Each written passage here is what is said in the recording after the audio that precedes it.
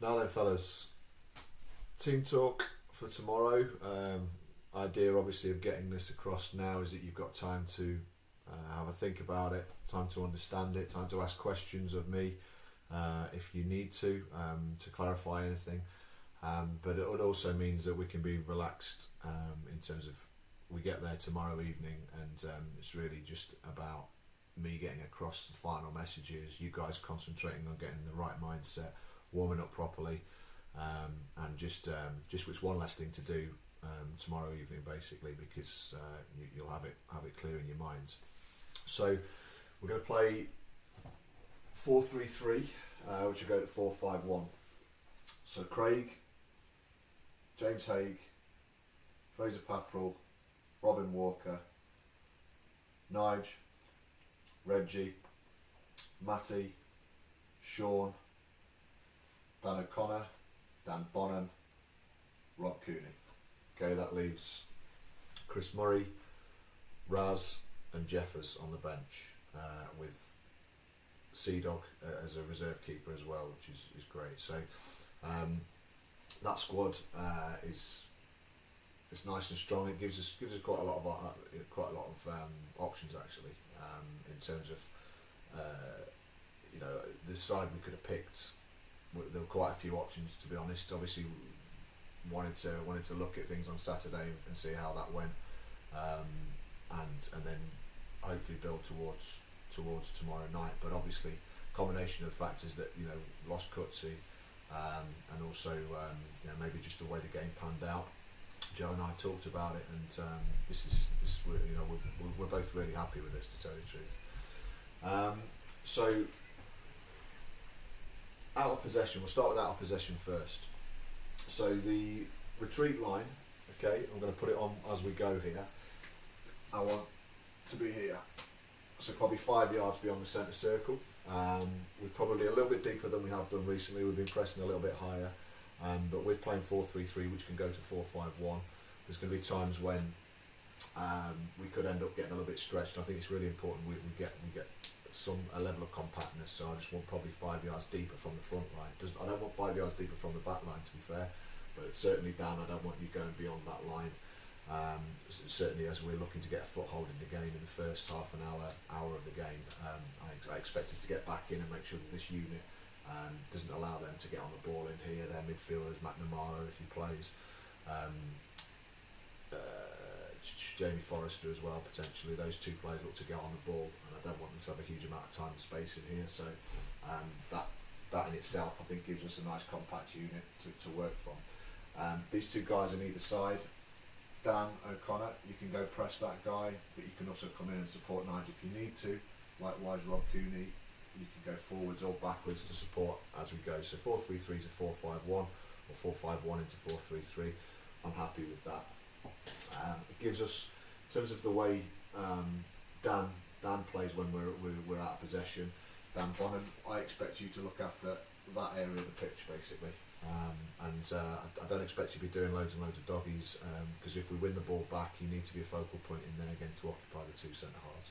You don't have another player in there, as you have done recently, and I think that means that it's very, very clear what your responsibility is. Whereas at times perhaps you and Dan have someone's gone in there, the other one's gone in, and maybe we've both been in there, or at times neither of us have been in there. That's all your responsibility. I think that makes things slightly more simple. Likewise, Dan O'Connor, that side, that's all yours. Rob Cooney, that's all yours. Midfield three, I want you compact to start. In fact, the midfield three and the back four, I want you compact, and I want us to be able to slide. So make sure that if the ball travels out to either wing, then the whole unit moves across, supports each other. So Nige is probably going to go press the ball quite a bit, because if they either play 4-4-2 or 4-3-3, whatever they do. Andy Norfolk, who's played right side for them for quite a lot this season, he starts high and wide, and so as the ball travels to him, as I mentioned the other day in the dressing room with Cutsy, I want him to get on his touch. I don't mind you showing him on the outside, Nige. You're a very good 1v1 defender. What I want to make sure is that you compete and you don't give him loads of time and space out there. So you travel while the ball travels. Then Robin goes, Fraser goes, Hagee gets round, obviously Reggie, Sean, and Matty get round. So it's really important that we're compact and that in those key battleground, we're not found wanting in terms of the compactness of our shape, but also that if we're together, we go and hunt in packs. So Sean, you go press in there. Obviously, Reggie's in behind you. Perhaps Matty comes in a little bit like that. Dan might apply a bit of pressure from the side.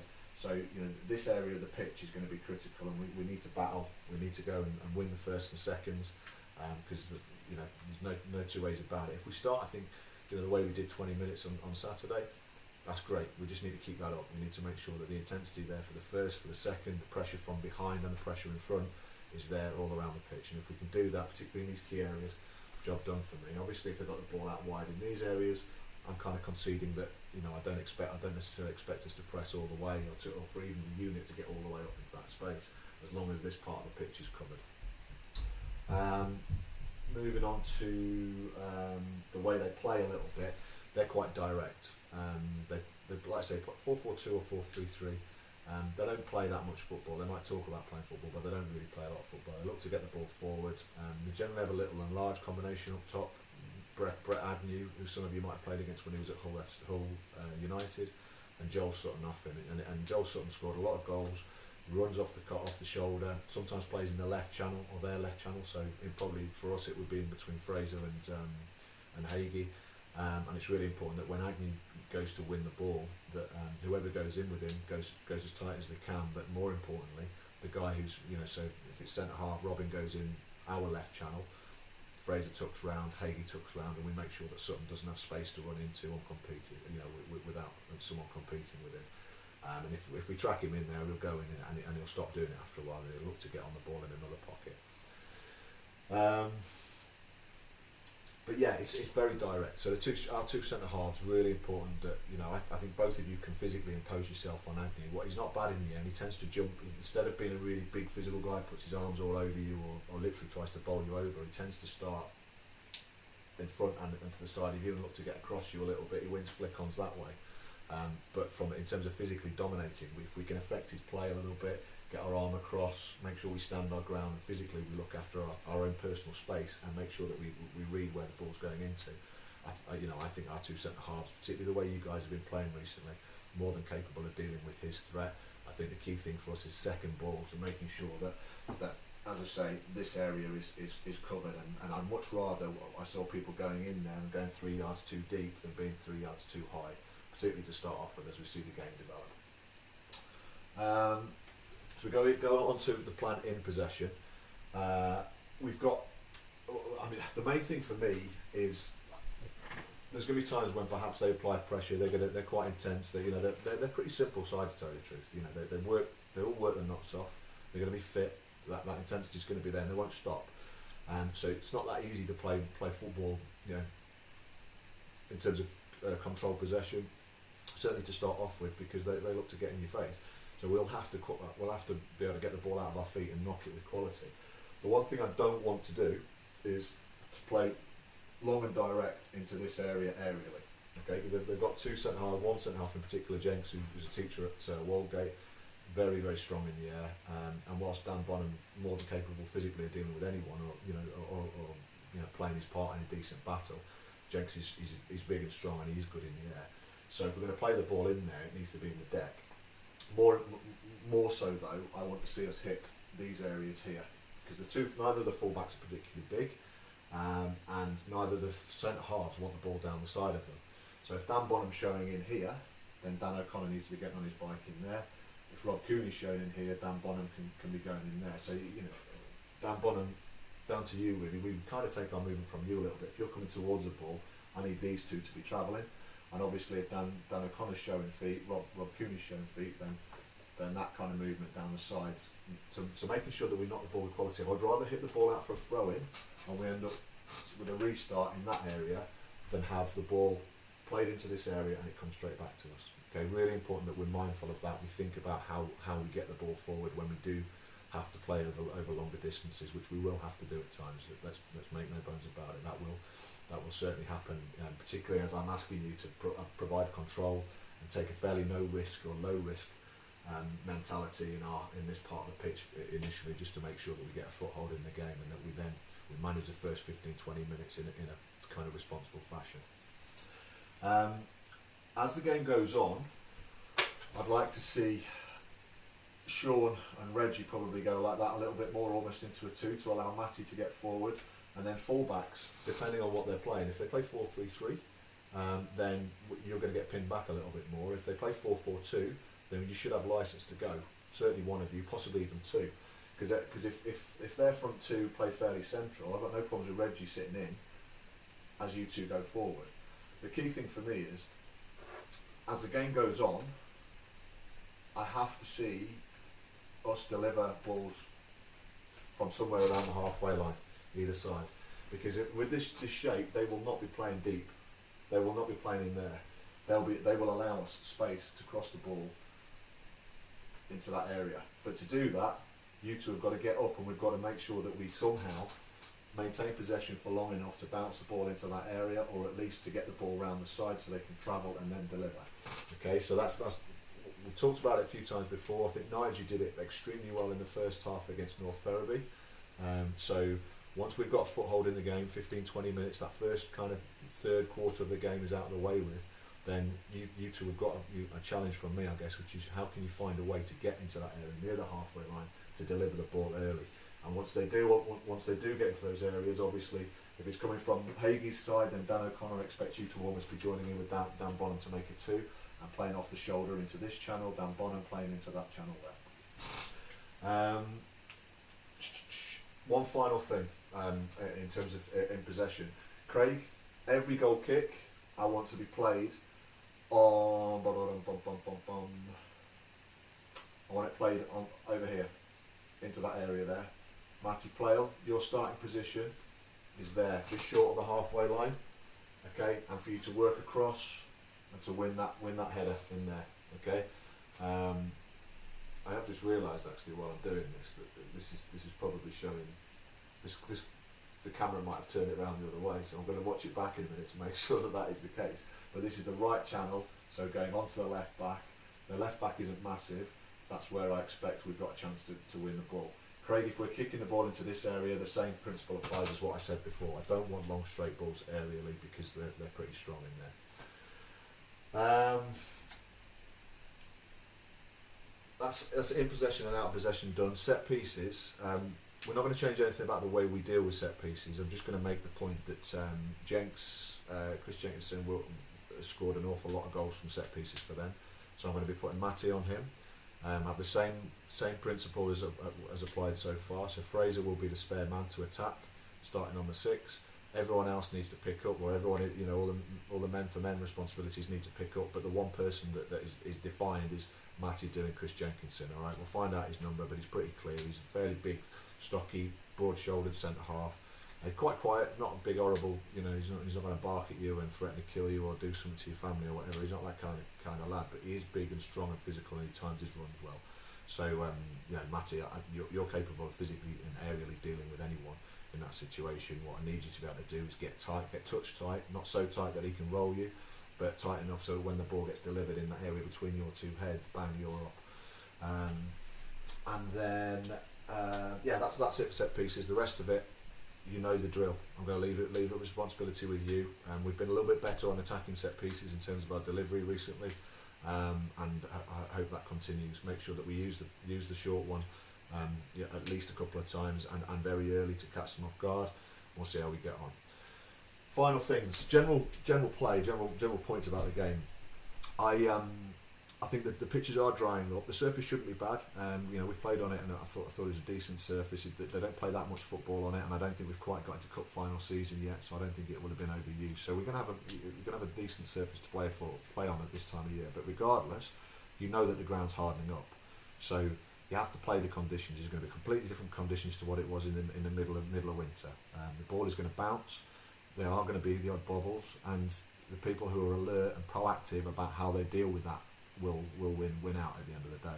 If you allow the game to be dictated to you, if you allow those situations and conditions to change the way that or you're not ready to be able to deal with that, I can guarantee you that the guys in Bridlington Town shirts will be. So let's make sure that when the ball drops, that our team are the ones in the areas and the ones with that little bit of intelligence to read a ball going into a situation. Because I think we've probably been, we do at times maybe get a little bit guilty of ball watching and then going towards the ball. If it's your area of the pitch and you think there's something travelling into it, let's see if you can get there. Let's see if you can dominate that, that physical battle. And physical battle, you guys can deal with anything that they throw at you. Believe you me, they'll be competitive. They'll be very competitive. But I know that you guys have got levels, you've got gears that we probably haven't seen enough of recently. But we've done it for 45 minutes or half-hour spells throughout the course of the season against the biggest, most physical sides. The most horrible. I've seen everything I need to know that it's in you. I just need to see that consistently for the whole game tomorrow, and if you do that, we'll be fine. I think final thing I'm going to say. The ironic thing about Saturday's performance was that the one time I saw someone look to go drop the shoulder and go past people in an area that was going to hurt the opposition was Reggie in the first half, when he drove at there, almost straight at there. He was in this sort of area here. He was driving at the heart of them there, and they decided to pull him down and gave away a free kick in a very dangerous situation. Okay, each of the front three, at least, need to be getting in that situation and creating the opportunity to run at your direct opponent 1v1 5, 6, 7 times in a game minimum, absolute minimum, and I think we're doing it less than 2 or 3 times a game at the moment for our front players. So I can't quite work out why that is, but all I'm going to say to you is, once you get the ball anywhere over the halfway line and you're 1v1 or even 1v2, as soon as you start running at them, they're going to have a decision to make. Now they'll either dive in and give away a free kick. Sometimes they'll win the ball, that's fine, but other times they're going to have a look at you. They're going to work out, has this guy got some pace? Has he got a trick? And I think we need to go and dictate those kind of situations a little bit more than we have recently, because I think we're going to score. We're going to score some goals tomorrow night, because it's coming. You know that we've had chance after chance after chance, or at least created great attacking situations, and for whatever reason it hasn't happened. We probably haven't pulled the trigger quickly enough. We haven't been quite determined enough sometimes maybe to get to the ball. The opposition's defended well. The bounce of the ball, all the look factors, the referee, all those things have kind of gone against us. It will come. It will come. I'm adamant it will come, and particularly with the formation we've got there, because I think there's a lot of attacking quality there. But the one thing I'm going to pass across in terms of the responsibility is, you guys need to get at them. You need to take the upper hand and say, right, I'm in a situation here where if I can take this guy on and run at him, I'm going to set the tone. Not necessarily about that particular situation creating a goal, but you set the tone. And if you set the tone like that from an attacking point of view, everyone else around you is going to get a lift from it. So you three, I really want you to, particularly the white boys, but Dan Bonham as well. You've got an incredible turn of pace, and I think if you can look to maybe run at the let's say the right foot of the centre half, and then look to drop the shoulder and push it to his left side and run past him, they're gonna have big decisions to make, and I think what you'll do is you'll end up starting to sow a seed of doubt. And like I say, even if we don't necessarily get a response or get the end result from that particular passage of play, you start to set the tone about what we can do to hurt them. And there's lots of ways we can score goals. There's lots of ways we can score goals. We can individual brilliance. We can pass the ball. We'll pass the ball just as well as they will tomorrow night. I guarantee you that. But what we've also got to do is 1v1 individuals take responsibility in those situations. We talk about bravery. Talk about being brave to make something happen in a game. And tomorrow night, I'm asking you guys, particularly you front boys, just to give us that extra little bit of encouragement, I guess, because it gives everyone else encouragement to see our players, bold as brass, saying, right, I'm going to take these boys on, and if I get beat once, I don't care. It's not going to stop me from going at them again, because you've got to buy a ticket. You've got to buy a ticket. You've got to be positive, and you've got to get at them. And I think if we can do that as a team tomorrow night, very confident that defensively, I'm going to have a group of players who are determined, who are going to be physical, who are going to back each other up, who are going to make sure they slide as a unit, who are going to make sure that each area of the pitch, particularly the critical areas, are looked after.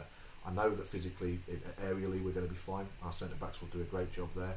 I'm adamant that our midfield three can compete with anyone out there physically, and in terms of their determination, in terms of their character, in terms of how big their bollocks are.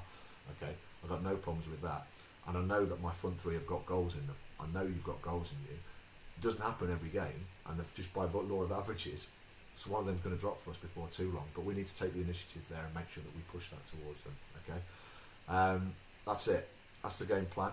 Got three subs in different areas of the pitch. So brought Jeffers in. I had one or two other options in all fairness, but I wanted someone to provide that left-sided balance. Raz is there. He's ready to come on and play centre half, right back, wherever it needs to be. And Mozzo, from a midfield point of view, just gives me someone who can probably sit in front of the back four and allow other midfielders to kick on a bit. So anyone who, if anyone's going to provide a little bit of assurance and I look to push Reggie to influence play, let's say, for example, that's something that Mozzo can provide me. One of my change-up options tomorrow is to push Fraser Papwell up top. Not necessarily as a desperation tactic, but again to be proactive, to be at some point in the game to say, right, I think I can now see that if we can throw a different challenge at them, that it might get us joy. So Fraser Papwell going up top tomorrow is something that is definitely an option, and Fraser, you need to be ready for that, and everyone else needs to be prepared for when that happens. How do we deal with that? How does that change our play? Well, it does mean that we can go direct. It does mean that we can play, but again, I want to play with quality. So instead of balls going direct and straight, can we work the angle and make sure that from a fullback area or whatever, we're hitting diags from one side of the pitch, let's say this area, onto here, okay, into that area there. So instead of coming towards the ball, we talked about this the other day, Matty, because you could go up there as well. That's another option I've got. But Fraser or Matty, whoever it is, from an aerial point of view, instead of coming towards the ball when Nige has possession of the ball, and here, for example, that you're drifting off onto the shoulder of the fullback, or the centre half on the outside, to be able to win that ball. So I've got runners going in those areas with it. So that's another plan that we've got, another option that we've got. Which Fraser, you can win aerially against anyone out there. No problems with that. Matty, you can win aerially against anyone. So I do have the option to go more direct. But I'm starting with Dan Bonham in there for lots of different reasons. He can stretch the opposition. When the ball's on the deck, he can make sure his body strength looks after the ball and allow us to get a bit higher up the pitch. And like I say, he can get down the sides of their centre halves who will not want that. The movement and the intelligence of Dan's movement, will drag them all over the place. So guys, that's the team talk. That's the specifics of how we're going to go about the game tomorrow night. Everything else will be on the Facebook site in terms of the details. You should all know what time you need to be there. We're going to prepare exactly the same way we always do. We'll start with a quick chat, but I'm not going to need to cover everything about the game plan. You all know what that is now. The warm-up will start at 5 to 7, which gives us 20 minutes for the warm-up. We'll go through the same routine. Another great warm-up from Joe. I'll do a little bit of work with the defenders. We'll come in. We'll have 5 minutes for a chat. 5 minutes, final messages, and then you boys are going to go out there and do the business. Big night. Can't wait. Hope you boys can't wait either. Tonight, get your rest. Get extra water on board. Make sure you eat properly. The right type of food, not the type of food that's going to take your body a lot to try and break down. Really rich foods. Just make sure you get decent, simple stuff into your body, which is going to provide you with energy. Tomorrow, keep hydrating through the course of the day. I know a lot of you are working, you're grafting. That's fine. This is football at the end of the day. Going to work through the day and then playing football in an evening. It's you've had a day at work where I'm assuming you'd all rather be out there playing football. So just make sure that you work through the day to make sure you hydrate, make sure that you eat properly at lunchtime, make sure you don't eat too late. I don't want people stuffing their faces at 6 o'clock, 6:15.